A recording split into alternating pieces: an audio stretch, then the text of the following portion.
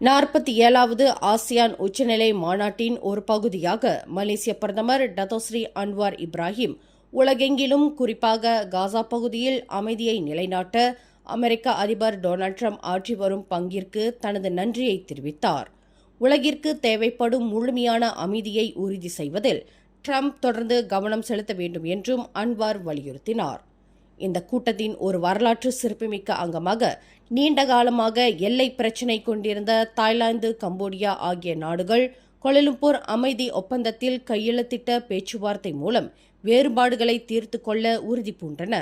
இந்த ஒப்பந்தத்தை தொடர்ந்து தாய்லாந்து பிரதமர் அனுதின் சான் விராகுல் தங்கள் வசம் உள்ள 18 கம்போடிய ராணுவ வீரர்களை விடுவிக்கும் நடவடிக்கையை தொடங்குவதாகவும் அறிவித்தார். மேலும் தாய்லாந்து, கம்போடியா நாடுகளை பேச்சுவார்த்தைக்கு கொண்டு வந்ததில் அன்வார் இப்ராஹிம் ஒரு முக்கிய பங்கை வகித்ததாக அதிபர் ட்ரம்ப் பாராட்டினார். அமைதி, நிலைத்தன்மைக்கான மலேசியாவின் உறுதியான அர்ப்பணிப்பு காரணமாகவே இத்தகைய வரலாற்று சிறப்புமிக்க அரசதந்திர வெற்றியை பெற முடிந்தது என்று பிரதமர் அன்வார் இப்ராஹிம் நம்பிக்கை தெரிவித்தார். மேலும் செய்திகளை தெரிந்து கொள்ள கீழே இருக்கும் பெல் பட்டனை அழுத்துங்கள்.